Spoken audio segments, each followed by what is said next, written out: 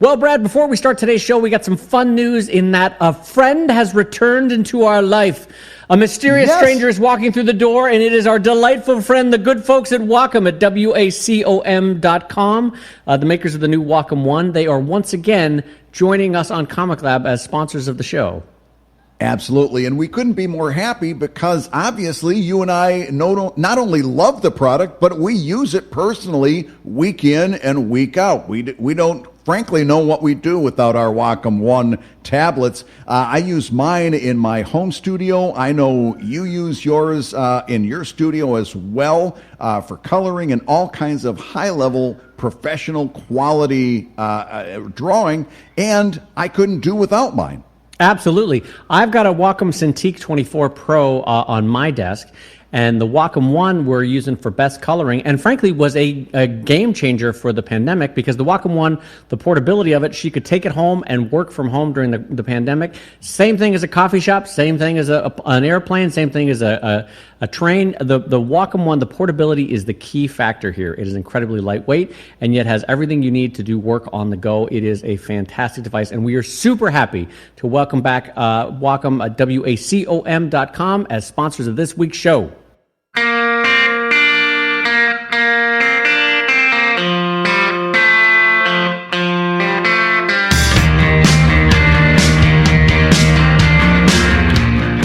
So, Brad, as you know, you and I are both big fans of Patreon and what it has done for us in our career and for the people that run the company. Every time we meet someone at Patreon, they're all exceedingly kind, exceedingly nice folks and really believe in what they're doing, which is to help artists monetize their career in a sustainable way, which we are super supportive of. Anyway, Patreon reached out to me a couple weeks ago and said, hey, Dave, we're starting up a program called the Ambassador Program where established creators can join this ambassador program for Patreon and sort of do outreach for Patreon. And not being quite sure, they didn't describe it very well. And I said, can I have some little clarity on what this is? They sent back a little bit more clarity. I still wasn't 100% sure what it was. So I did that old trick that my grandmother taught me, which was you say yes until you have to say no kind of a thing, you know? And so I said, all right, this seems like something I might be interested in. Keep sending me information. And in the meantime, I sent it to Brad saying, hey, did you get this invite to become a Patreon ambassador? And Brad, what happened on your end of things? No, first of all, there is no greater cheerleader for Patreon than me. If you've heard me on this show, you know that I am always taking the defensive stance. Whenever somebody wants to take the snot out of Patreon, they got to go through me. The answer, Dave, is no. I did not get invited. I did not get invited to this, despite 800 backers, doing fantastic stuff out there. Years of cheerleading. Yep. Yes. I did not get invited to be a Patreon ambassador. I am clearly doing something wrong, David. So I went so far, if I may be so bold, I went so far as to suggest. I said, you know what? I'm interested, but I would strongly suggest my friend and co-host Brad Geiger as an ambassador because for all the reasons you just listed, huge champion of Patreon, actually knows the nitty-gritty, frankly, of Patreon better than I do, and I think that's very true. Uses it to better effect. And basically is a far better champion than I could ever be, in general, and said, Brad is the guy you want. And meanwhile, and we've talked about this on the show, in terms of being a mentor, that's something that I love doing. In fact, it's something that I absolutely, to a fault, like I told you the story a couple of 2-3 Saturdays ago, I was sitting there looking at somebody's Patreon, and this person was doing it all wrong as far as I was concerned. And my wife comes up and she says, what is the matter with you? You're staring into the space with a weird look on your face. And I'm like, I'm just redoing this guy's Patreon and it's driving me crazy. I'm going to have to talk to him. So I reached out to him on Twitter. I went back and checked, Dave. I reached out to him on Twitter in March. He was doing, and I'm not going to say who it is, but so I'll be able to talk numbers. He was doing about $400 a month. Okay. And he immediately in March started implementing the things that I talked about. We just crossed over into June. You know what I just checked out he's doing? $1,200 a month. I tripled. Well, I made some suggestions. He followed those suggestions, and then he did the work. So he tripled his Patreon during that time 3 times. And this is something I love doing. I take, as you can hear, I take pride. I'm thrilled that the advice I gave this person tripled his Patreon. I love being a mentor. You are cut a little bit differently. So yes, just to cut back to our friend here. So I enjoy sharing what I know. I enjoy passing along what I know. I enjoy sending the ladder back down to the next generation. Yes. All of that I enjoy. But it's kind of like that line in Brothers Karamazov where he goes, I enjoy the idea of humanity. I don't enjoy humans per se. Like I like doing a podcast. I like sharing advice. I don't like one-on-one mentorship. You know what I mean? Right. I don't like the nitty-gritty of like, I'm going to show you how to do this. It's kind of like you and I have talked about this before. I just wasn't cut out to be a teacher on a one-to-one or classroom level. I do occasionally guest lecture, but that's the closest I get. I'm not cut from that cloth, you know? Well, it's not even, it's how you are wired or how you were raised. I get the feeling, just knowing you as I do, if you were to attempt that, you'd feel like, oh, I'm telling this person how to live their life. And I'm getting way too involved. I'm putting my nose where it doesn't belong. All of that comes through because you're like, no, who am I to tell this person I was just going to say, do? who am I? Who am I to say how to live your life? Yeah, and I'm not belabored by that thought. I'm like, I'm me. Brad is actively like emailing people that didn't even solicit from him. Hi, I'm Brad Geiger. Clack, clackety, clack, clack, clack. Do you mind if I give you some unsolicited advice? Hey, I did tell him it was okay to say no. I said, listen, I got some thoughts, but it's okay to say no. Oh, I love that you always have to do that whenever you give unsolicited advice. It's the thing that one of the things I love about my friendship with you is you'll tell me like, so I emailed them and I said, hey, can I give you some advice? And you always say, but I tell you what, I did put a line in there. You're free to say no. Yes. What a champ. What a humanitarian. You're free to say no. Anyway, so getting back to this topic at hand, so I email Patreon. I say like, okay, I might be interested, but the person who really should be invited to this is Brad Geiger, right? And they're like, okay, we'll take him into consideration. So, by the way, no email to Brad as far as I'm aware. Not a thing. I get the email. I get a follow-up email a couple weeks later, like, congratulations, Dave. You've been accepted into the ambassador program. And then finally, what they should have done at the beginning of it, they gave me a full list of all the responsibilities, roles, things that you're supposed to do in the program.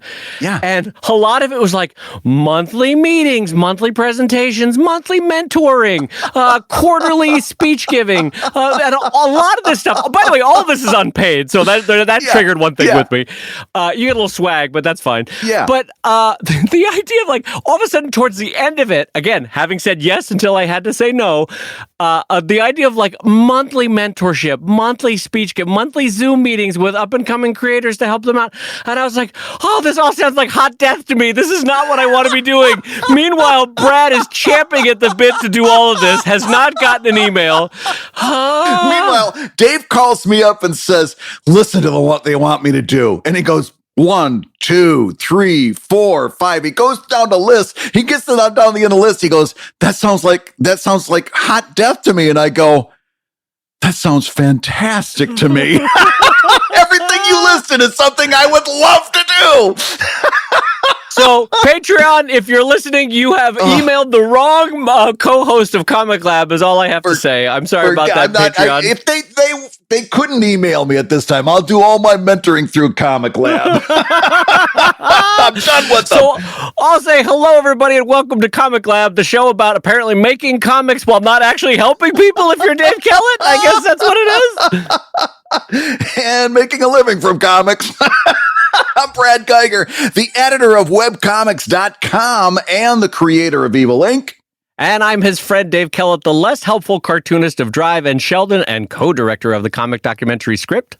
Script? And why did I call it Script? It's not Script. Yeah. Stripped. That'll be your second comics documentary where you just talk to the writers. Just talking, screenwriters. It's just called Script. Exactly, yeah. Yeah. And this week's Hour of Comics Advice is made possible by your support at patreon.com/ComicLab. So Dave, let's talk comics. Let's talk comics, my friend. And a reminder to everybody that we are now hosting a live streaming version of the show every week called ComicLab Live Gab, where you can watch the show and watch Brad and I both intro the show, do Q&As in the middle of it, and make the flubs that we make so well, delicious, that are edited out of the show. But you get to watch us do the show live every week. It's recorded at 11:30 Eastern Time, 8:30 Pacific Time, and will be archived for folks that didn't make the show at the time. All you have to do is head over to patreon.com/ComicLab and join us at the $10 level. And Bradley, I got to tell you, so far it's been really fun to have people watch the show live. It's upped our energy, I think. Yeah, this has been fantastic. Having an audience to play to definitely changes the entire mental game that's going on here as well. So I think it's making the show better in general, just having that energy. Yeah, it is. It definitely makes us more performative, and frankly, it makes the mistakes more. I don't know how to more exuberant because we realize that we've just absolutely blown it, and so we do have to edit something. I was like, well, we're going all in. We're going all in. We're doing it live. You'll never hear that on the show. Yeah, exactly. So, Brad, this week I want to talk about a topic that came up very specifically in my life, but it's frankly something you and I talk about probably every 3 to 4 months. Yes. And it's the idea of taking off your artist hat and putting on your marketing hat.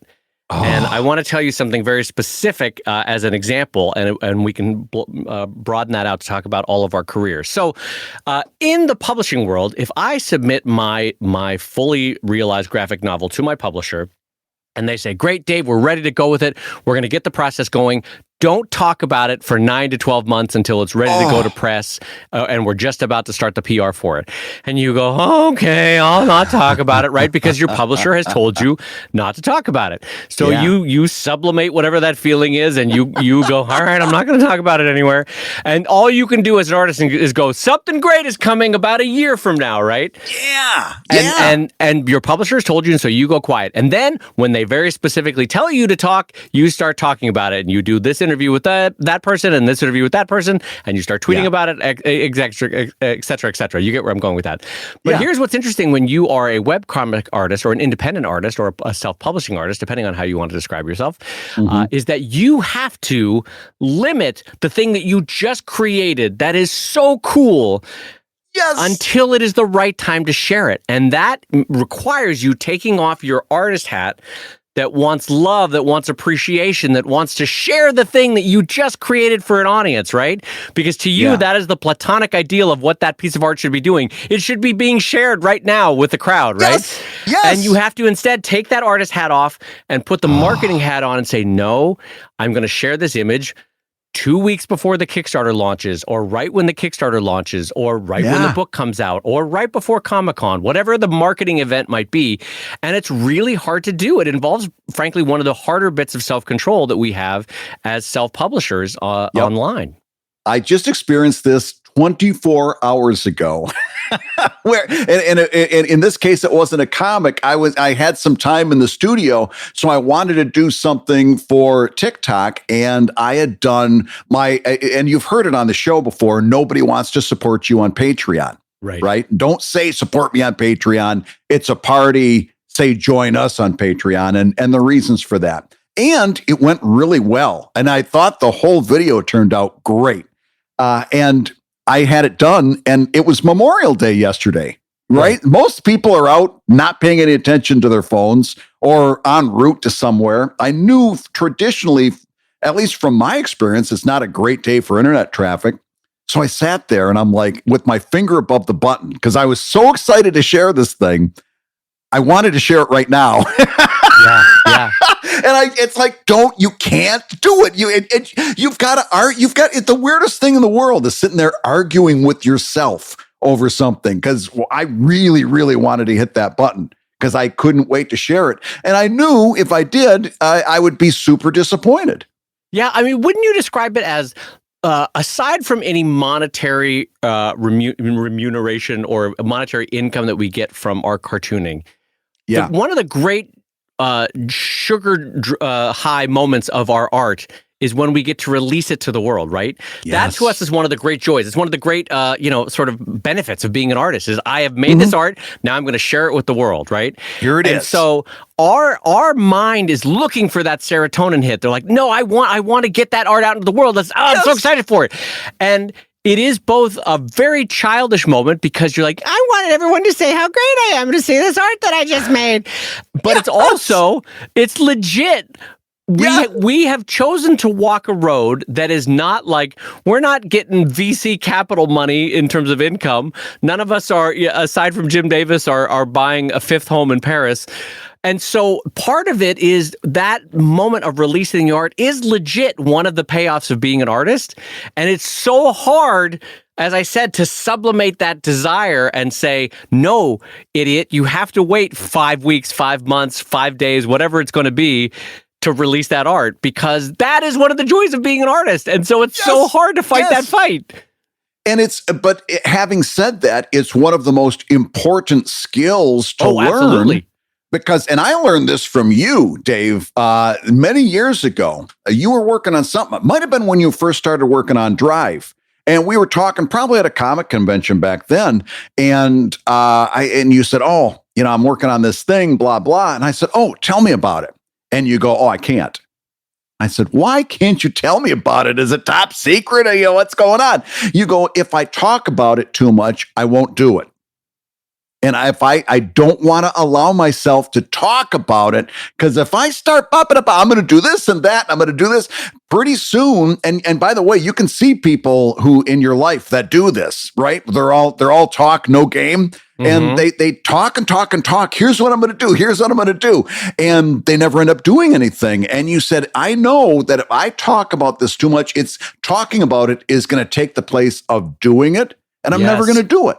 Yes. And I went back home that weekend and I'm like, that's really brilliant. That's because I don't know that I'll ever learn how to do that.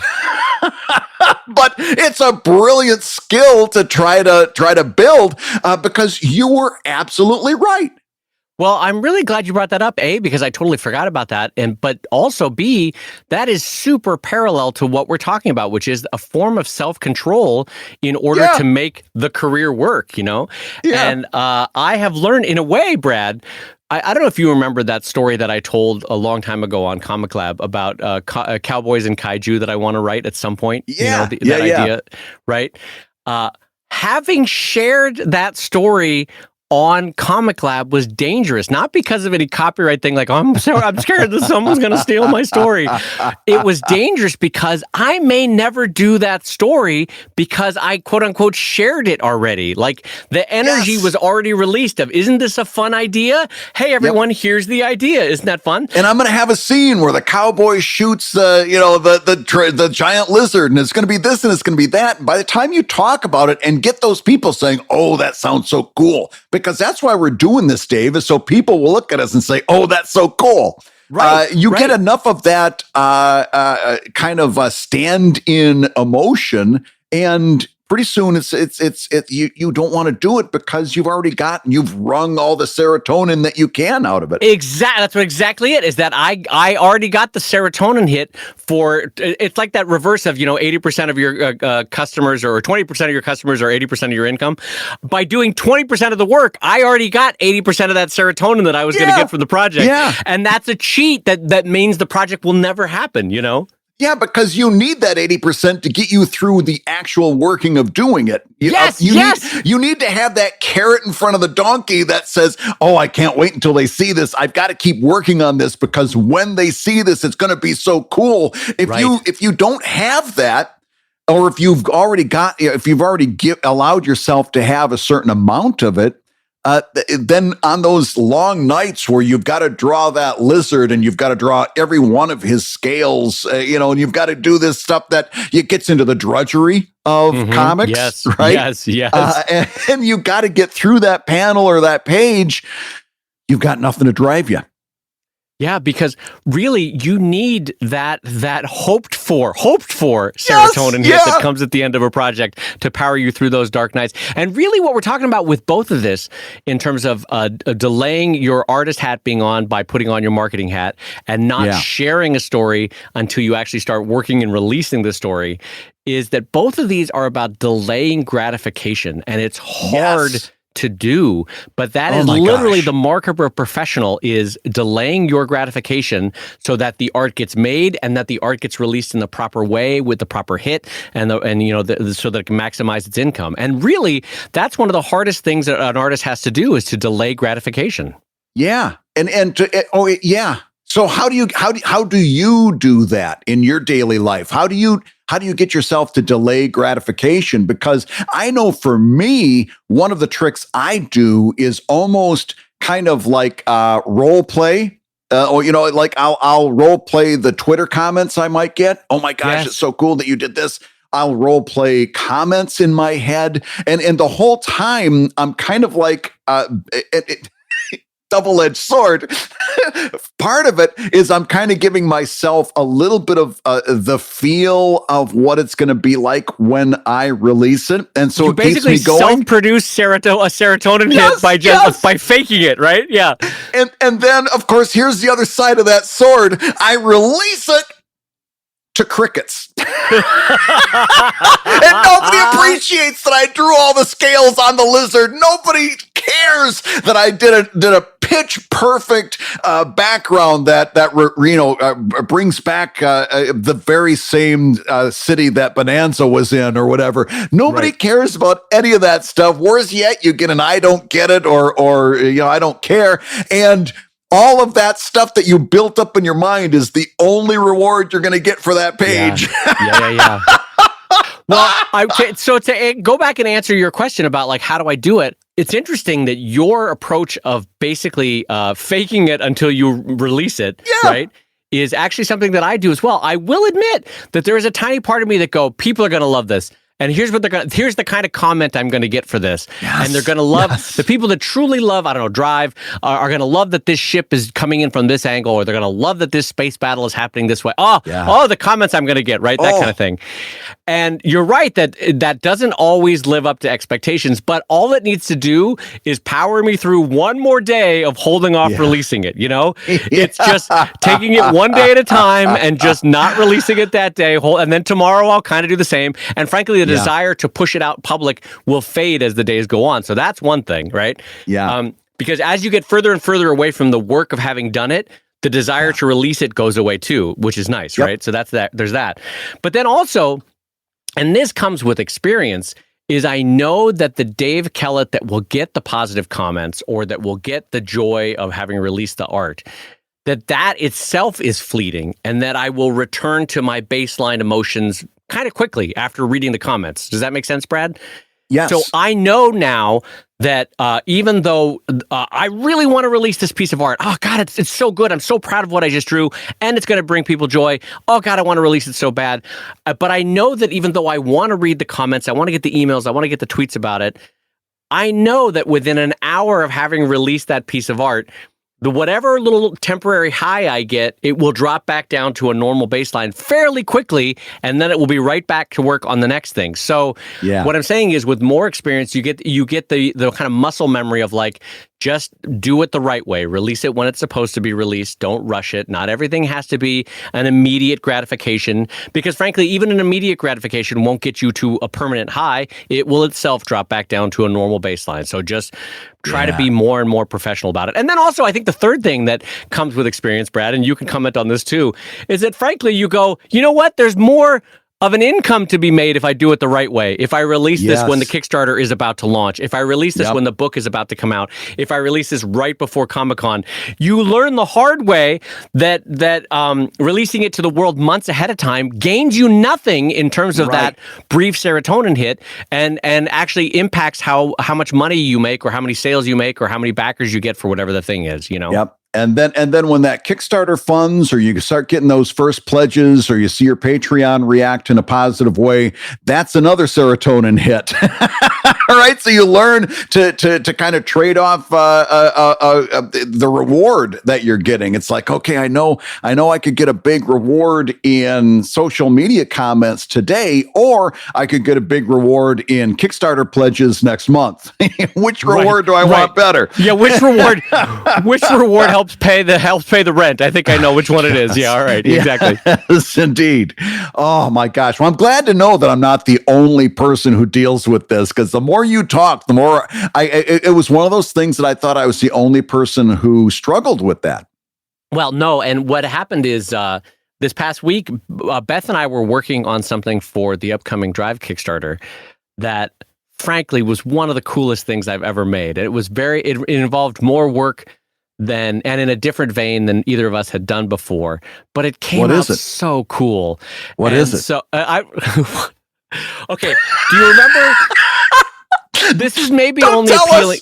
This is maybe don't tell. No, I'm going to tell you, because by this point, by the time this show releases, who knows? The Drive Kickstarter might already be live. In which case, I thought I was playing devil's advocate. In which case, you want to go to Kickstarter and check out the Drive book. It's going to be real pretty.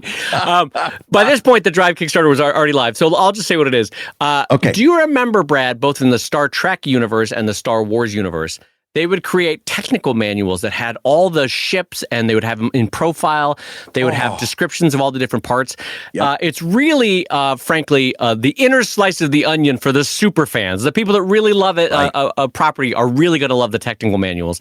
So we did that. We did all the fleets of all the different species in Drive, of which there's about 7 or 8 that are spacefaring. And we did all of their ships. And for a certain kind of geek, they're going to love it. They're really going to love it. It's been something that people have been asking for in terms of size comparisons, how many people are in the crew. I know all of this means nothing to you, but for the people that love Drive, they're going to flip a shit over it. It's going to be great. And go ahead.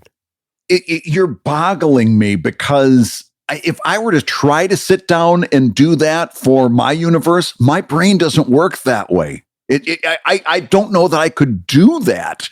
You know what I mean? Why I'm saying this was so different than what we normally do, and so hard to do for us, because that level of detail. Yeah, we're storytellers, not technical artists, and it's a very different kind of thing to create technical drawings when you are an expressive, emotive cartoonist. That's a very different kind of art style. And it came out bitchin' Camaro, Brad. It's so rad. I'm so happy and proud of how it came out. And so we did, anyway, the whole thing. So I just want to release it. I want to release it so bad. And I have to wait until the Kickstarter, because if I release it at the right time, like maybe 1 week before, maybe a couple days before Kickstarter, it's going to juice everybody to get so excited for certain levels on that Kickstarter, and it's going to go gangbusters, right? Yeah. Among the super fans. And so I've just got to wait. I've just got to be patient. And so this is one of those lessons that I constantly have to learn.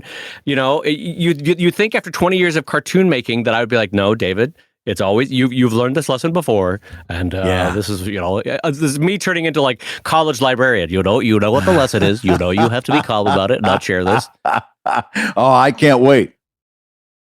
Hey, if you're listening while you work, take a minute to stand and stretch. And while you're doing that, we're going to tell you why you should join us on Patreon. When you do, you're going to get hours and hours of podcasts that we've recorded just for backers. And exclusive Patreon posts that go even deeper on ComicLab topics. And access to our exclusive Discord server, which is a thriving community of professional cartoonists. So you can support the show you love and get tons of actionable resources for your own cartooning. And listen, if you can't swing a pledge this month, we get it. No worries. Yeah, listen, you can still support the show by rating us wherever you get your podcasts. Just leave a 5-star review and a few kind words. That, along with mentions on social media, is incredibly helpful. Now, everybody, let's talk comics. Well, Brad, sort of a mid-show update. I'm going to change gears real quick. This is incredibly important to us and to all the listeners of ComicLab. I don't know if you saw recently in the last week or so, going around the internet, was a video from, I would say, early to mid-1950s of Stan Lee, when he was, I believe, editor-in-chief of Marvel Comics, right? When we first got the gig, so to speak. But it was Stan before he had invented, and I use that word intentionally, before he had invented Stan. And so He doesn't have the mustache. He doesn't have the aviators. He doesn't have the kind of grown-out 70s hair that kind of gave him a little bit of, style. And he doesn't have the hyperbolic style of talking yet, right? So you get this very buttoned up Stan Lee in kind of a blue collared shirt with a tie, and it's 1950s. And he's talking to like TV executives about how Marvel Comics could make great TV shows. He's doing a sales pitch of sorts, right? But he's bringing none of his showpersonship to the table. Yeah, so anybody who has ever done sales knows this. When you go to like a regional sales meeting or something and a film clip gets shown, and especially back in the 50s, it's like, so it's Stan, but it's not Stan. He's going, the sales for Marvel Comics are fantastic, and we believe the stories can be told in a fantastic way in the live medium of television. And it's kind of somnambulistic in that you're kind of falling asleep. It's not really Stan, but it is Stan. Yeah. And in the meantime, you want him to go, fantastic, true believers. Okay, we got something great for you for the powerful pack that is Marvel Comics, right? That's the Stan that he invented in the 70s, and yet in the 50s, he's like this basically boring editor. And you're like, what happened? What's going on? Stan, blink twice if you need help. It looked like a Stan Lee hostage situation. Yeah. It also looked like his hands were tied, because when you see Stan Lee talk, you're always pumping your arms and waving your hands. It's Stan Lee. He was Excelsior personified, and he's sitting there. He really looks like they've got his hands tied behind his back and just mouthing the words. You really wondered, whether somebody had him tied up. Yeah. And, we talked, I think it was on last week's show, that people sort of, as they lose their inhibitions of who they're supposed to be, later on in life, they sort of become who they want to be. We talked about that in terms of artistry and stuff. And it's interesting that you can see Stan becoming Stan in that 15 to 20 year period where he's like, oh, to hell with it. I'm just going to be who I want to be. Comics are great. Hey, you have a comic. Hey, I'm Stan Lee. Right? But in the 50s, he's like, we can see from our marketing testing that comics are enjoyable. And we believe that our stories at the Marvel Comic-Con Company can give you stories that would be interesting to today's youth. And you're like, good God, Stan, what happened here? Does the Taliban have you in a cave? Are you okay, Stan? That's funny. When you do the slower Stan Lee, it's reminding me of like another actor, but I can't quite put my finger on it. But it's very funny how he becomes a completely different person in that. Well, if you ever talk to him in real, and I think you did too, if you talk to him in real life, he wasn't the hyperbolic guy. He was a shy nerd that created comic books, for God's sakes, like the rest of us. And yet he learned to put on this. He was acting, he created a character. And this is actually, it's an unplanned topic for the show, but you and I have talked about this before. But once upon a time, I was like, do I create a character for Comic-Cons? And I was being half serious because when you think of Drew Carey, even now that he hosts, what's the show? Wheel of Fortune? No, not Wheel of Fortune. No, he is the host of The Price is Right. The Price is Right. Sorry about that. Try to get the game shows right. Yeah, I'm sorry. Listen, oh my God, I offended the worst possible way Brad Geiger by getting a game show wrong.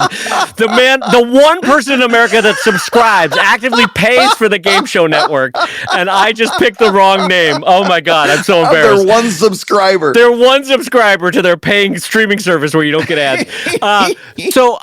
Anyway, he lost the glasses that made Drew Carey. And to me, I am continually astounded that his personal branding was so on point in terms of his appearance when he went somewhere. And he dropped that. And so for me, I'm at the reverse. I always thought to myself, do I create a physical look that I have just for Comic-Con so people go, oh, there's Dave Kellett? Because like, what's the Canadian cartoonist that overly dresses like the 1920s or 30s? I always forget his name. Is it Seth? I think it's Seth. So I don't know. My mind immediately went to the guy that had made the choice. I don't know whether he appreciates the choice now, 10 or 11 years later, but now every time he goes to a comic convention, he's got to wear a cardboard flower on his head. Yes. The Bob the Angry Flower guy, right? And that's the first thing I thought of is like, oh, if you make that choice, you're going to have to live with it for years. It's worse than getting a tattoo. That poor guy can't go anywhere without a cardboard flower on his head. So it's interesting that, I mean, obviously all these years later, I never went through with it, but it is interesting that Stan created a public persona. Wait, what'd you say? You said I did come up with something? You never went through with it, or did you? Or did you? Meanwhile, for everyone watching the live stream, I've got this giant Salvador Dali mustache. Yes, Mrs. Ricardo. Walking your anteater down Central Park. The anteater reference. Oh, that's choice. Oh, God, you got me with the anteater. Anyway, all right. So the second update that I wanted to give the show is that my dog is doing well after a week of healing. For a minute there, I don't know if, Brad, if you have any octogenarians in your life, but you know when they bump their shin or they bump their arm and they get that massive, like, just welt because they're 80 and their blood vessels in their arm or shin don't do so good? That's what my dog looked like, God bless him, for about a week. But he's healing now. All the swelling is going down. So that's my update on there. So the third update we all needed to give for everybody, Brad, is your deck. How is your deck going with your contractor? Everyone wants to know. Going into Memorial Day weekend, which we were told on Friday, they had almost everything they needed to finish the deck, except they kind of measured wrong. So they needed 4 more planks that they could nail in, and they didn't have them. And so they were going to get that Friday. And they said, all we got to do is put that. We want to be able to get that. So at least you can go out in your deck for Memorial Day weekend. We're going to finish that up Friday. So Carolyn had to go into work in the building. She's been working from home and she had to go into work. So she wasn't in a great mood to begin with. But then I said, well, listen, I'll pick you up after work on my way home from the studio. We'll go home and we'll go out and enjoy our new deck on the back of the house. Oh. And we got there, we drive up, and there's 4 planks underneath the deck, just lying on the ground where we would normally park our car, and a ladder. And this is 6:00 in the evening. I said, and we looked, and of course the deck was unfinished. And so it looked like somebody dropped off the raw materials, but nobody showed up to actually do the work. So the long story short is that we still don't have a deck. It was not done. And Monday, although Saturday and Sunday were kind of crappy, Monday was beautiful. And my wife wants to buy patio furniture for out there. She's got it all set. We want to get a fire pit. We want to do this. We want to do that. She was getting all ready. You know how you do. You're all set. I want to go out and get this stuff. Couldn't do that. And so we were all kind of in a very dour mood, especially Monday when it cleared up and got beautiful. We were all kind of grumpy. But today they're out there. Hopefully they're going to have it done today. And by next weekend, we'll be out there grilling like we should have. Well, can I ask you one more question before we go into the next topic? Everyone knows that we're currently experiencing a microchip shortage worldwide because for a variety of reasons related to the pandemic. More people might not realize that we're also in a weird lumber shortage at the moment because so many people are doing home improvement projects because they've been stuck at home for 15 months. And so there's, I don't know, maybe not in Philadelphia, but in California, lumber. I had to go get a 4x8 sheet of plywood the other day for a home project. Good God. They were like, all right, sir, that's just going to be 2 molars. We just need 2 of your molars for this 4x8 sheet of plywood. That's all we need. You get to choose which molars, but we're going to take those molars. For once, I made the right decision because we had a decision: go with real wood or go with this composite, like it's a plastic. It's plastic. Yeah. We went with that, but even though it was more expensive because it required less upkeep. Because the guy said you can put real wood out there. Yeah, but every 2 years or so, you got to go out there and sand it and restain it and put the weatherproofing on it and stuff like that. And I know myself well enough to know that I'm not going to do all of that stuff. So I said, but if we get the more expensive stuff, then we're not going to have to do all that. He says, oh yeah, that stuff will stay up. You don't have to do anything to that. So that's what we got. So I'm very happy about that part, is because we don't have some of those wood costs. There's wood underneath, holding it up, but the actual deck is that composite. But they're still blaming that boat in the Suez Canal for shortages. For the lumber shortage? No. Well, listen, my contractor knows he can tell me just about anything and I'll believe it. He knows I'm not a smart man. I do appreciate it. I think the audience will appreciate that lazy Geiger won out versus cheap Geiger on that decision. You were like, nah, this is fine. And that's a battle for the ages right there. Right. Those are two powerful forces. That's right. Well, let me jump us into our first question for the show, Brad. This comes in from patreon.com/ComicLab. And Austin writes in, hi, Brad and Dave. I'm writing my first comic and have the first chapter fully scripted. Hooray, good job. But layout and how much I should show in each panel stumps me. I'm probably overthinking it, but any advice would be greatly appreciated. Brad, I'm going to be honest. I'm going to let you jump in on this first because this is a surprisingly in-depth question about how you make the basic question of how you make comics and what you edit in, what you leave out, both on a panel by panel basis and on a page by page basis. This is a really tricky question if you stop and think about it from Austin. So, Brad, why don't you jump in first? How much should I show in each panel? Stumps Austin. Oh, I'll tell you what. So this is a problem I've got with comics production from the very beginning. In other words, this goes back to what they used to call the Marvel method of creating comics, where the writer would write it, and then the artist would do the art, but the writer, as this in the very beginning, of course, Jack Kirby would just draw all this stuff. They would come up with a story. Jack would draw it all and include the dialogue in the bottom pencil. Right. And then Stan would come in and write the actual word balloons. And if it was 1950 Stan, he would go, okay, this seems nice. Yes, I'll put some dialogue in here. And then if it was 1972 Stan, he'd go, okay, fantastic, Food Believers, let's get some copy in here. Looks like these are the Eternals. Who the hell are these? All right, there's 478 members of this group. All right, let's make a movie out of this someday. This is great. Yes, that's exactly it. And then it evolved from that to a version of what we have kind of accepted in comics production today that I don't like, because what it is the writer sometimes will go down to a granular level of saying, page 1, panel 1, this happens, here's the dialogue.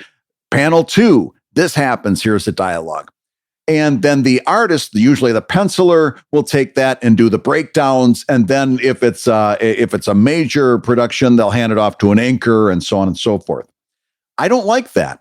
I don't like it at all. And I'll tell you why. Because many writers, not all writers, but many writers don't have the visual thinking required to do that layout in their mind in a purposeful and meaningful way. It's not their skill set. That's really a skill set that you're more likely to find with the artist, who is now handed this thing from somebody who did not have the skill set and's got to make something of it. I don't like that. I don't think that's a very good way to do it. So for me, I would much rather, and I'm going to give this person this advice because they can do it any way they want to. If I were doing it, and in fact, what I'll probably do, because I'm working on writing something for Drive coming up. Yes.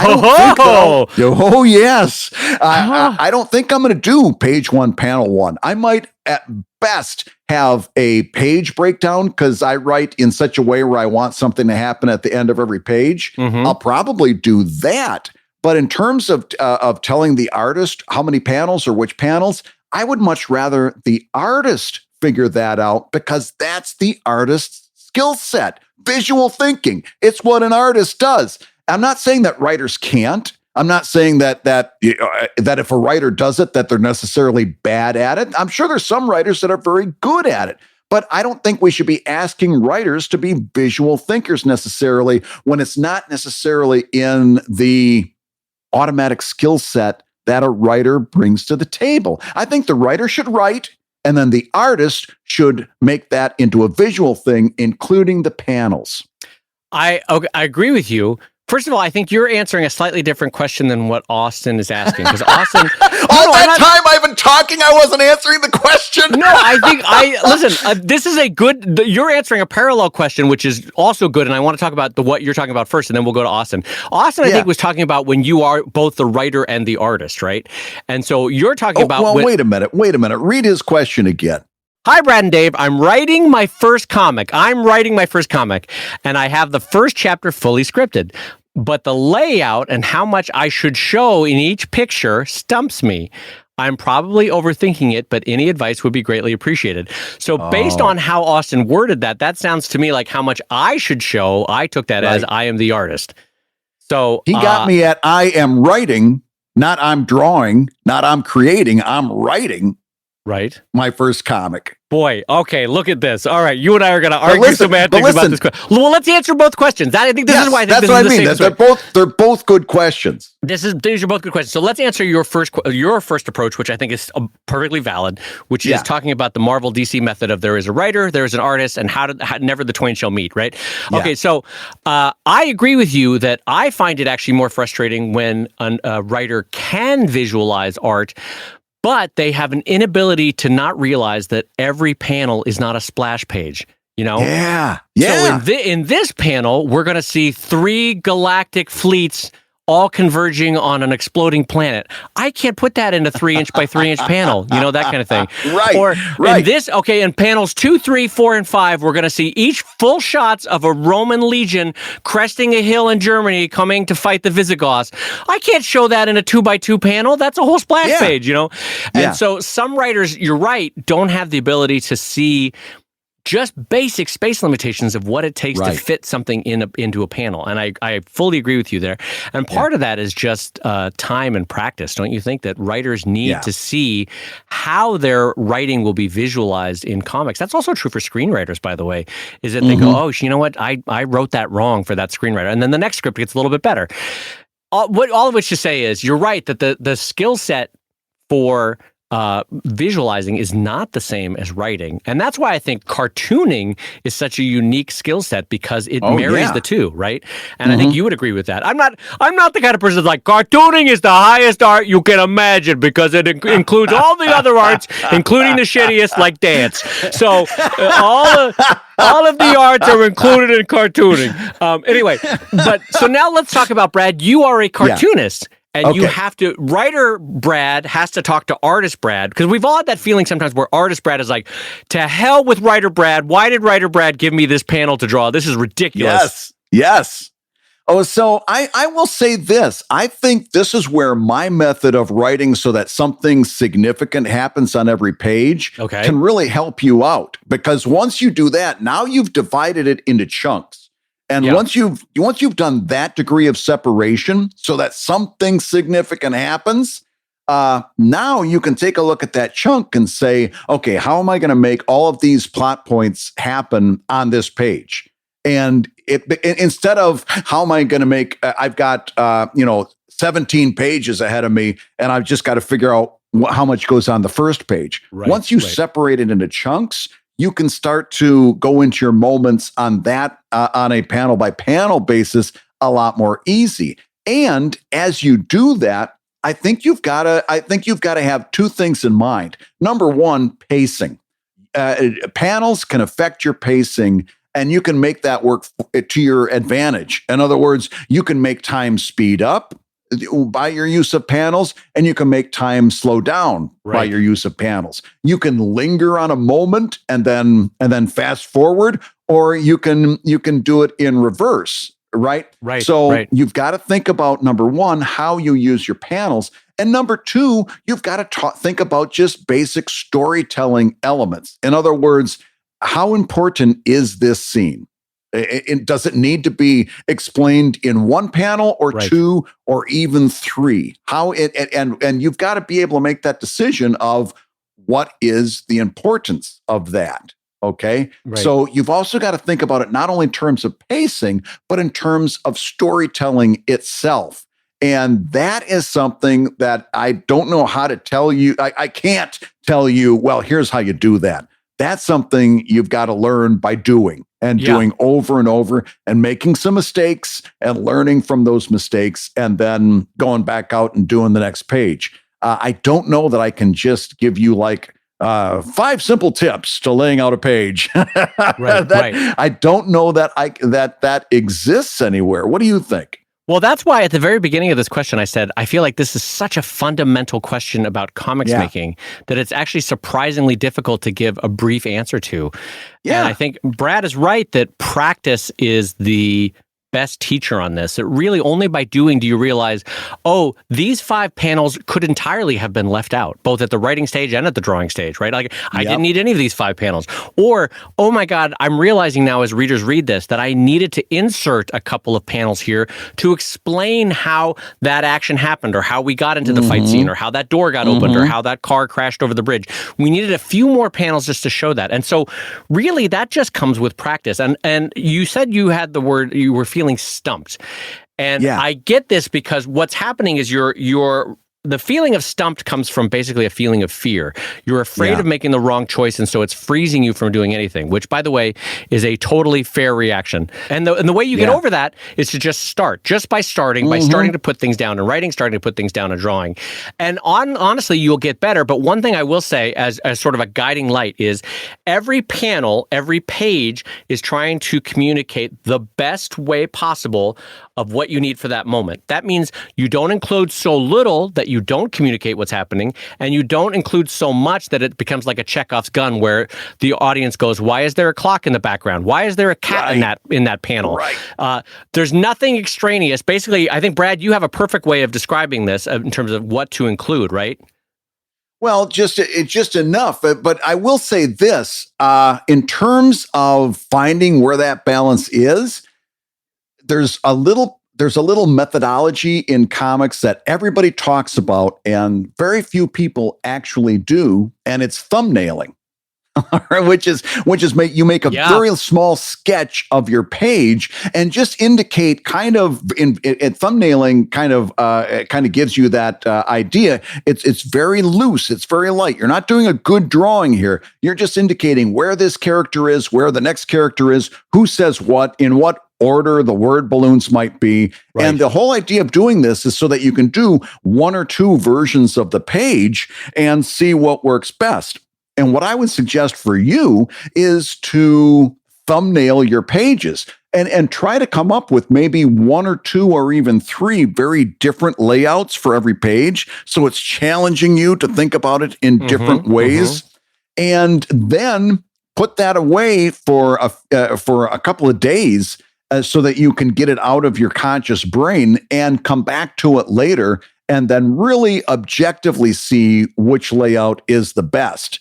And I think you could accomplish that in a couple afternoons. You could lay out your entire graphic novel, maybe, or at least the first chapter, and then let it sit, go work on something else, come back to it, and then really take an objective look at those thumbnails. And then you'll be able to see where you want to start building those pages. But my suggestion for this, Dave, would be thumbnailing, which again is one of those things that everybody talks about. But we know that a lot of people kind of do a lot of their thumbnailing either up in their head, or I know I do mine on the fly as I'm laying out the page. Especially since I switched to digital, I do a lot of that on the fly. But I've been doing this for a long time too. I've got a little bit of experience. Until you build your experience, maybe you want to do some thumbnailing. You know what? I'm going to take back, well, I'm not going to take back what I said, but I think Brad has hit the nail on the head here, which is thumbnailing is the key. And Brad's right.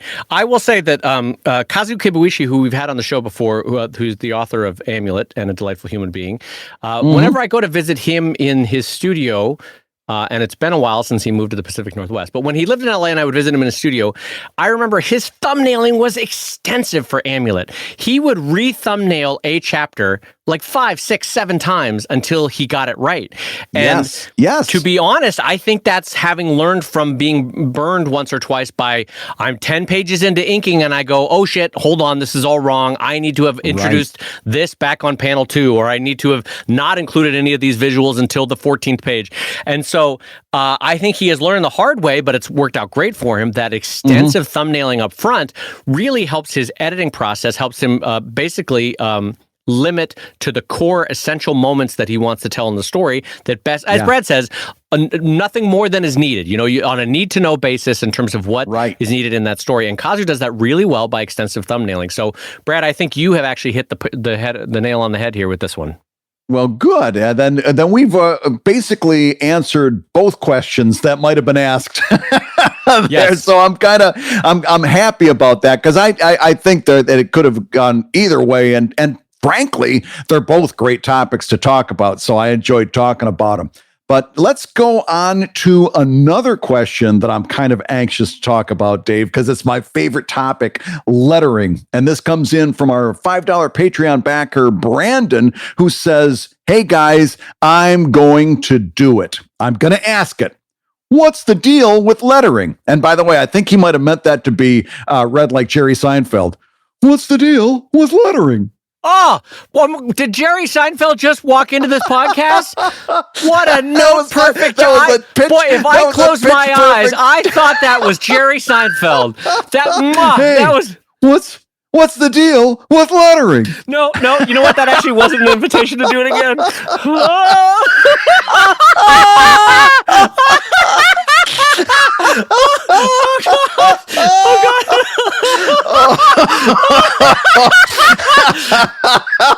Oh, okay. Now I'm going to have to get through this without the giggles. I understand that lettering is an art form unto itself, but in today's digital comics world, doesn't software take care of any letting and kerning that needs to take place? I know that you can adjust line spacing because software often spaces sentences too far apart from each other for my taste, but I would love for you guys to speak more about lettering, traditional methods, digital lettering, all of it. Feel free to nerd out. So Dave, let's talk about digital lettering, and with the number one topic there is, doesn't digital lettering take care of most of the problems that arise in lettering? Okay, so this is a really good question, and I'll start by saying this. Lettering by hand using ink or even digital, lettering by hand is an art form, and to say otherwise is to diminish what that skill set is. The people who are letterers and win Eisner Awards for it are some of the best in the world at creating a mood, a tone, a tenor with letters that is almost like a second character to a comic, right? So good hand lettering is almost unmatched for what it can do. Now, that being said, it is an entirely separate skill set. There's a lot of cartoonists that know it and can do it, but most people, it's like saying, oh, we need you to, Brad, to write and draw Evil Ink, but also learn calculus at the same time. So you've got to do calculus also while you're, right? Some people just don't have that skill set. It's a very different skill set, making word forms that are pleasant, that are consistent, and that actually have a feeling to it, right? So let's acknowledge that up front. That is a unique art form, and when it's done right, it brings so much to a comic. But it is hard to do in its own skill set. So digital lettering is really is saving grace for a lot of cartoonists that don't have that skill set. And here's the thing. Most lettering, 80-90% of lettering, is basic body font that all you need to do is get the information across in a clear and consistent way. And so digitally lettering, that stuff does wonders, right? It does all the heavy lifting. But there are 5-10% of times where digital lettering needs to be supplemented. And in traditional lettering, it would have been in some word form that's almost logoized or almost made expressive as a character. A bam, a pow, a piff. You can imagine it in the old Batman terms, right? Yeah. Those moments. And a large part of that can be done by heavy lifting by digital sound effects fonts, which are very different than body fonts. So most of it, I would say 90-95% of what really good traditional hand lettering got you can be achieved by digital lettering. I really do. But there is still something very special about hand lettering. And I say that as someone who does my daily comic strip Sheldon in hand lettering, even though I do digital lettering for Drive. There is still something very special and personalized about hand lettering. Brad, I've spoken too much, and I can see you champing at the bit. What do you got to say, my friend? I disagree. I disagree with almost everything you said. So here's the deal. Here's how I think about digital lettering. First of all, what Brandon says is absolutely right in that he goes, yes, I know that there's some things that you need to tweak. And he mentioned line spacing, the spacing between lines of type. And if you're using Clip Studio Paint or Clip Studio Pro, the default line spacing there is way too big. And you can always tell people who are using CSP without adjusting it manually, because the default lettering, the lines are so far away from each other that it's almost clownish looking. And you can spot them immediately when I see them come across my social media feed. It's like, yeah, here's another guy that I need to write and say, listen, I got some thoughts for you, and you can tell me no. You can feel free to say no. Yeah, but here's how I think about digital lettering. I think digital lettering takes two things off of your plate as an artist doing comics. Number one, you don't have to make the letter forms anymore, and you don't have to do the kerning anymore. That's the space between letters. You don't have to do that anymore, which is a big chunk of it. Yeah. But I think instead of saying that I think it takes care of 99%, I think what digital lettering actually does is it takes those two things off of your plate, and it gives you a method and a process for making much more complicated and high-tech mistakes. You can make a lot better quality of mistake with digital lettering. And I'll tell you what I mean. Yeah, I was going to say, what do you mean by that? Okay, here's one that you see all the time. And that is this. A person draws a rectangular text box, fills it with type without worrying about the text breaks and the line breaks happen wherever they happen. They haven't put any thought into how those lines break line after line. It just fills the text box as if they were writing an essay for school, right? You just draw the text box and start typing. And they draw, and it fills a rectangular text box. And then they put it into an oval word balloon.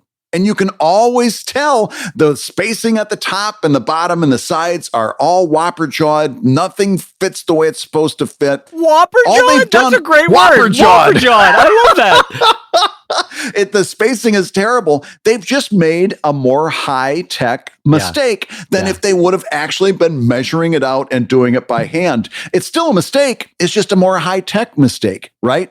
And you also see all the time people, here's another one. And we just got into this one not too long ago. We got a little pushback because we were talking about the difference between uppercase lettering and lettering that's upper and lowercase. And we got a lot of people saying, hey, old man, sit down before you fall down. I'm not going to do my comics in all caps. Looks like I'm yelling. I can do lowercase. Yeah, you can. And you can make a whole lot more high-tech mistakes if you're using digital lettering to do lowercase. And before you get upset at me, listen, hear me out. Digital lettering with upper lower is absolutely possible, but you have to know your typography well enough to A, give it a little bit more leading to let those A centers and D centers breathe. And you need to make your overall type bigger. Because think about this. If I'm doing all caps lettering, I've got the entire cap height of the words to tell me what shape that is. A capital A, a capital B. I've got the full height of that space to tell me what that letter is. If I'm doing lowercase, I don't have that. I've actually got a small part of that because all of those letter shapes are much smaller that I have to be able to discern to tell the difference between an X and an N or an N and an M. That's a much smaller portion of the overall portion that I'm using. So if you're going to do lowercase lettering, you absolutely can, but you've got to have a good enough knowledge of typography to make all of the words bigger. You've got to use a bigger size font if you're going to use lowercase lettering. Otherwise, all of those really important details are getting squeezed too far down. Now, the answer is when we went to the old show and you said, hey, sit down before you fall down, I could do. Yeah, you can. You could, and if you're not doing it right, you're making a better class of high-tech mistake. Your lettering is still illegible. You can do all the upper and lower you want. Yes, you can. Your computer lets you do it. Fantastic. You're just doing poor lettering on a higher degree of technology. So I get what you're saying. When you said I don't agree with you or anything you said, you were not disagreeing that that digital lettering removes all the classical problems for someone who can't letter physically, right? You agree with that part, that you immediately are leveling up just by using digital, but you're saying it's introducing an entirely new set of digital-based mistakes that they are now making. Right. Okay. Right. So I don't disagree with you. Yeah. In other words, like I said, you don't have to worry about drawing the letter, and you don't have to worry about spacing the kerning. However, I'm gonna stop you right there, though. There are some fonts that lie to you, that what that font designer wanted in terms of kerning and letting is not what you as a cartoon maker are trying to communicate with. Like there are fonts that I love, but every time that I use them, I have to adjust the kerning and I have to adjust the letting because I don't know what this font designer. Their letter forms are beautiful. Their choice of kerning and letting was for shit, and so I have to actually go in every time to the point where I think some of my defaults have been reset in Photoshop and Illustrator on some of these fonts. Anyway, so even there, I think it's a different class of mistake you can make. Yeah. It might have been overstating it to say I totally disagree with you, but I think we could say that was a little harsh. I think it was a power move. I think it was someone was trying to become alpha wolf in the pack there. Yeah. I think. Look at me. I'm a typical Well, now alpha. I tail between my legs. I'm now the beta wolf. All right, that's fine. But listen, as long as we're driving this point home, if you're listening at home and you're one of these people that think, oh, I'm going to make my own font based on my lettering, and I'm going to use one of these websites to do it, or you one of these things where you just fill in the letters and you scan it and upload it, and it makes your font. If you don't think that that's going to be poorly kerned, because you were able, now you're making a very high tech, very classy, but piss poor lettering because yes, you can upload it and you can make your B happen when you hit the B key on your keyboard. But unless you go in there and do those kerning pairs for every pair of letters just right, and that's the real work of typography for somebody that's making that font that you download, whether it's Blambot or comic book fonts or wherever. Half of the craft is certainly in making those letter forms, but the thing that these people spend hours and hours and days of labor to do is that kerning that you take for granted when you figure, oh, I'm going to upload this thing and make my own font. Holy cats, you've only done 10% of the work. Now get to kerning. Yeah. Then every one of those fonts looks terrible, and you know it does. Yeah, I think we can agree on this, which is if someone has, because there's a whole generation of people that grew up now with really bad handwriting skills because, let's all be honest, schools have moved away from it and they don't teach cursive. They don't even teach letter blocking. And so there's a whole generation that does not have that skill set of basic handwriting that's good. And so I think we can both agree that they immediately level up just by going to digital. I think you and I agree on that. But I think what Brad is saying is also true, that still doesn't absolve you of having to learn the necessities that good lettering requires. It's kind of like when we talked about with 3D software. Yes, you can draw an amazing drawing that's also a horror show of Uncanny Valley, because if you don't understand art, you've drawn really amazing bad art using 3D art or whatever it is, right? So yes, the digital stuff, digital tools can instantly level you up in some ways, but in other ways, they can show how badly you don't understand the process behind them in a much more clear-eyed way. So that's true with both 3D art, that's with digital drawing, that's true with digital lettering. So it is worth taking a second, and especially, I think we've mentioned it on the show, I think pre-order that book from Image that's coming out, I think it's in the fall, Brad, on lettering. Nate Picos. It comes out in October, I believe. And and I'm telling you, that person is going to forget more about lettering that I'm probably going to learn for the rest of my life. So I think you should get that. I'm sure it's going to set you straight on all of these topics. The one thing that we didn't talk about that I want to talk about is someone who actually takes a fair amount of pride in my hand lettering in terms of when I do it analog ink and on paper. I will say this, my hand lettering, as proud as I am of it, nothing can match digital's ability to reshape a sentence or paragraph block into varying shapes to try out what word balloon will work best. hand lettering will never be able to do anything even approximating what digital can do in seconds in terms of saying, okay, is this better as a square? Is it better as a rectangle? Is it better as a tall rectangle? What word balloon can very easily encapsulate this in the most pleasant way with the least amount of negative space around it in terms of consistency around that circle. And digital is so good at that for lettering that even now I digitally letter Sheldon and then print it out and ink it because it does that specific thing so well, along with leading and kerning when you know how to control it. And so, Brad, I just wanted to mention that before we move on to that topic, because I think digital does that really well.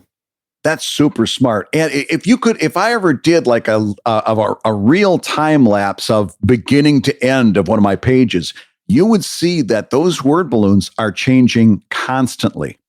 Constantly they're changing as the needs of the composition is changing, the placement, the shape, the way I've broken up the words to form shapes inside word balloons. They're changing 100 times as I'm doing that page. Nothing is the way I first laid it out. It's really amazing. And that's thanks to digital lettering. Digital lettering has made my comics pages way better. Absolutely. I think once you understand the basic art of digital of lettering, applying digital tools to it makes it just chef's kiss perfect. So absolutely. So great question on that one, Brandon. And in general, I think that was a fun topic because I love hearing Brad go to town on typography. That was a fun one. So we've got another question from a $5 Patreon backer, Dave, and we've got to put on our serious hats because we're talking about copyright. This comes in from our Patreon backer, Tyler, who says, in the past, I had a comic with the same name as mine ask me to change the title because they hold the copyright to the title in comic form. Now I found an Amazon Prime concert with the same title as my new comic. Should I change my title? How do I even copyright it specifically for book media? Dave, we always have to do the disclaimer at the top. We're not lawyers. We should not be taken for competent legal advice. But using your everyday knowledge, how would you apply this in your own business if you were grappling with this? Yes, I think just to reiterate, based purely on the Honda Odyssey that I drive, I am not a lawyer, as the world can see on the road. It's not a BMW. It's a nice Honda Odyssey with a big dent in the front door. Anyway, so let's talk about basics real quick, because trademark and copyright are being confused here. And as someone who used to work with Mattel Toys, again, I'm not a lawyer, but I worked very closely with the IP attorneys for Mattel because Mattel owns the most trademarks of any corporation in the U.S., and I think that's still true. So in the biggest trademarking system in the world, Mattel owned the most trademarks. I think it was like 7,000 or 8,000. So I was filing trademark applications all the time for toys that we were coming up with. And so I just want, trademark tells you what it is in the name. It is a mark, i.e. a name or a logo design, or sometimes a logo design and name combined, that is filed with the U.S. government for purposes of trade. So it's everything from the name Coca-Cola, the logo design of Coca-Cola as a scripted thing, the name Nike along with the swoosh as a combined trademark. Those would all be filed individually, right? But here's the thing. Trademark is filed for the name for use in business, but it's also filed by class. So you can have a company like Apple that is for computer. It's filed in the computer class. It's filed in the phone class. It's filed in the software-based class. It's filed in the cloud services class, right? But it might not be trademarked in the food services. So you can have a company called, I don't know, Apple Apples, right? Or you can have a company that actually exists called Apple Vacations. Right. Filed in a totally different class because they are conducting their trade in a different type of business model, right? In a totally different kind of classification. So you can have different companies. And this is also seen, unfortunately, with companies like that poor company that does shipping logistics that's called COVID. That poor company in the Midwest that, have you heard that story, Brad? That company that's called COVID? Oh, God, it's so tragic. But anyway, so imagine COVID, the disease, was in the medical field and their classification would be filed, the disease's classification would be filed in the medical medical field. COVID as a shipping and logistics company would be filed in a different classification. So that's the basic idea of how trademarks work. Copyright is more specific to ideas of creation, ideas of ideation, ideas of illustration. Go, Brad, you wanted to jump in. Go ahead. You remember how you said the answer was in the name for trademark? Mm-hmm. Same deal with copyright. Copyright is the right to make a copy of a specific piece of art. There you go. I'm so glad you said it that way. Name. Yes, that's So you don't copyright a title. You don't. That's a trademark issue. You can copyright your book, you can copyright an image, but you don't copyright a title. And so what you're go ahead, give Tyler some advice. Having gotten the distinction, where should we go next? Well, I just wanted to give a historical fun fact, actually. Yeah.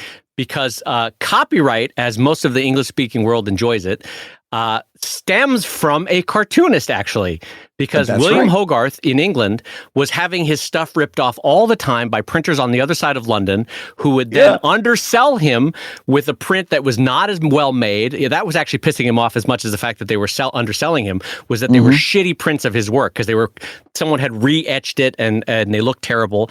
And William Hogarth, as you know, was a fantastic artist and also a fantastic etcher. And so his prints were fantastic. So he went to Parliament and he said, look, we got to come up with some system where an artist can be protected for the work they created. The Copyright Act of, I think, 1746 or 1747, I might have the dates wrong, but was in a huge part thanks to William Hogarth saying, no, artists need to be protected and their work defended legally. And so that's how we got copyright. Anyway, all that history is to say cartoonists have been facing this problem from very early on, right? Yeah, from the very beginning. So now, in most English-speaking legal systems, the U.S., Canada, Australia, New Zealand, England, we have inherited the English system where from the moment of creation, you technically have the copyright to your work. The moment you put pen to paper, the moment you type those keys. Now, we all know legally that gets a little more confusing as soon as it gets brought into court. So you can file for extra protection with the U.S. Copyright Office. And I think, Brad, the filing is what now, $75 or so? Yeah, it's like $60, $70 to make a formal copyright of a specific piece of art. Right. And to Brad's earlier point, you can copyright an image. You could copyright every comic you create, or you can wait and copyright a book when that's all done and collected and printed, and then you can send it to the Copyright Office, right? Yeah. So there's all those possibilities are an option. Now, here's the third thing that a lot of people don't like to talk about. You can have your copyright at the moment of creation. You can have your copyright filed with the Copyright Office. If a corporation, like, say, Amazon in this case, comes at you with 40 on-staff lawyers that they're already being paid and they might as well file a claim on you, it's going to get tricky for you regardless. So what I'm saying is some people have this idea that it's a super protective thing that you can never be touched once you've filed your copyright. Like all legal situations, sometimes whoever has the bigger lawyer wins. I don't say that to scare you. I just say that as sort of real world a bit of advice. But Brad, jump in here. But none of that has anything to do with the topic. All of that is good information. I don't want to go alpha male on you again. No, that's fine. But the question is, what should he do with the title of his book or of his comic? And that's not a copyright issue. That's a trademark issue. So what you need to do, if you're really worried about this, is to trademark your comic title in the specific area of entertainment or books. I forget what the actual breakdowns are because it's been such a long time since I dealt with it. But you need to trademark it. And knowing that, first of all, you have nothing to worry about what was it, a parade or something, a new Amazon Prime concert. All right. I don't think you got to worry too much about trademark infringement because that's most likely going to be a very different trademark category than your publication. At least that would be my guess on that, my non-legal guess. Right. My only fear is if they had filed something along the lines of a very broad entertainment trademark classification, which is conceivable. But even then, you have to ask yourself if this company or this group or this production would want to sue you over infringement. Because basically what you would be sued over is what's called market confusion. That would be the legal argument that they would use, that the average consumer would be confused that your mark exists in the market at the same time that this other mark exists in the market, right? That's the basic legal argument that most people use. And so I think most good lawyers could say, like, look, this is a comic strip. This is a live concert for this band or whatever it was. It's really hard to be confused there that would be the case. So I think it is worth taking a moment, and I actually I'll give you a brief survey of how trademarking works. So you'll file the trademark, and I think it's something like $600 to $800. Maybe it's more now. Maybe it's more like $1,000 now to file your trademark. Oh, it's expensive. And if you've never done it before, you're going to want to involve an attorney. You can do it by yourself. I don't recommend it. It's a little bit tricky. I say that having done it. And what happens is you'll file your trademark. It'll get processed by the USPTO, which is the U.S. Patent and Trademark Office. They will take the trademark. You'll submit proof that you have used it in the market. And then I think it's probably like a 2 or 3 year period. Your trademark registration, the TM that will appear after your word, will then get changed to a registered mark once it has been registered after you've shown proof of use in the market. That's an R in a circle. And that registration mark, I think, lasts 10 years. Again, we're not lawyers, but I think that lasts 10 years. And then to renew it, you just show continued use in the market. And that's why every once in a while you'll see a big company mess up and they're like, oh shit, Disney lost the use of Mickey Mouse on stationery or something because they blew it, right? They forgot to renew it. And so then you'll have some fun for all in the market and people will giggle and Disney will lawyer up on that thing and they'll get it refiled real quick. But anyway, every once in a while you'll hear that happening where Amazon has lost the rights to, the mark Amazon on online sales or something because some lawyer forgot to refile. But that's the basic idea, Brad. Anything else we should touch on for trademark and copyright there? A couple of things. Number one, you can go to uspto.gov and you can do some searches to see if somebody else or some other entity is using a name that's similar to yours and what categories they've got it filed under. So you could actually do a little bit of the checking of this yourself. Number two, that R in a circle, there's a lot of things you can play fast and loose with. That R in the circle is not one of them. You may not use symbol unless you've got a formally, in other words, an official trademark. Formally filed trademark. If you use that R in a circle without the proper documentation, you can actually get into a lot of trouble. So don't screw around with that. You can't play fast and loose with it. But you can go to uspto.gov, check out and see who else might be using something similar to yours, what categories that they're in, and then you can tell if it's something that you need to worry about. Chances are probably not. But if you feel if it's something that'll help you sleep at night, go ahead and file it. Just know up front, it's not going to be cheap. Yeah, not cheap, but worth doing if it's a project long in the tooth. I will say this, I have not used the USPTO in a long time, so I've forgotten some stuff about it. But when you search, there are two ways to search it. You're going to want to search both. Maybe they've gotten their search algorithms better, but you used to have to search the singular. You'll want to search, Brad has Evil Inc. You'd then want to search Evil Inks, Evils Inc., all sorts of slight permutations of that name in terms of both spelling and singular versus plural. Because sometimes legally you can get tripped up by your fact I didn't search plural, and it turns out there was a whole series of marks that are very similar to mine.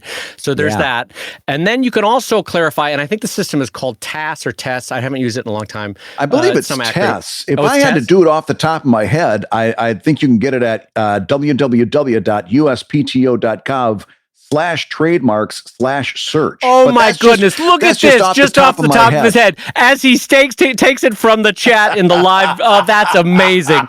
I see what you just did. Anyway, so yes, that is the URL for it. And so it is called test, not task like I thought. Anyway, another way you're going to want to search is, if I remember correctly, it allows for both what they call live and dead marks. Now, you might think why do I need to search dead marks?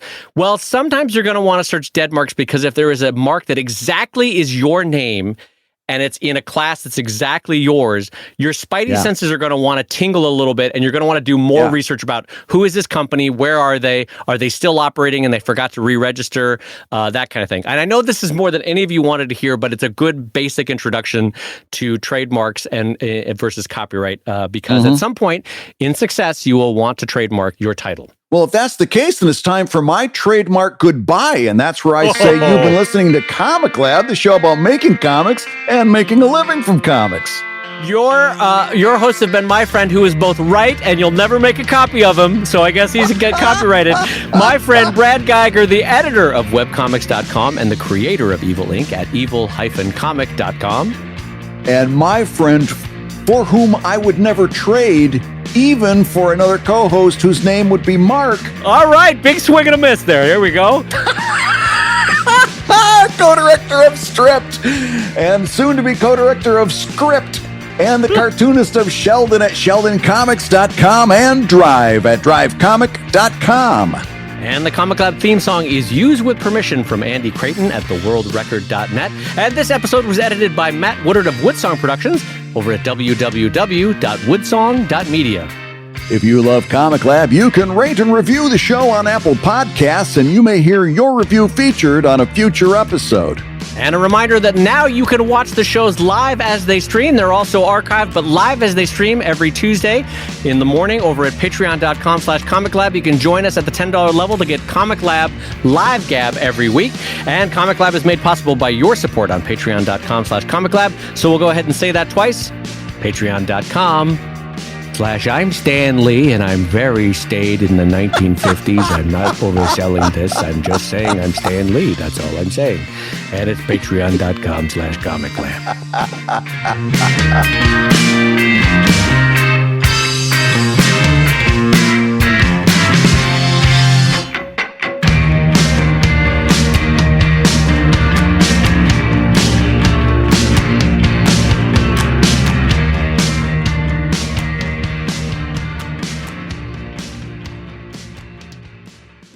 All right, everyone, gather up here in the Marvel bullpen. I'm 1950 Stan Lee, very boring editor. Hello, everyone. Come in. Yes, hello. Excuse me, Mr. Lee. Yes, Jonathan. How can I help you? I'm the production assistant. I just did you want? I brought a cup of coffee for you. Would you like a cup of coffee? Fantastic, true believer, a cup of coffee. Hey-o, this is what we needed, a little pure power pack of cocaine. I meant to say caffeine. Although Stan in the 70s, who knows? Who knows? That was the time. Who knows? By the way, that was the exact same production assistant that brought the Parmesan wine in for Orson Welles. The French champagne.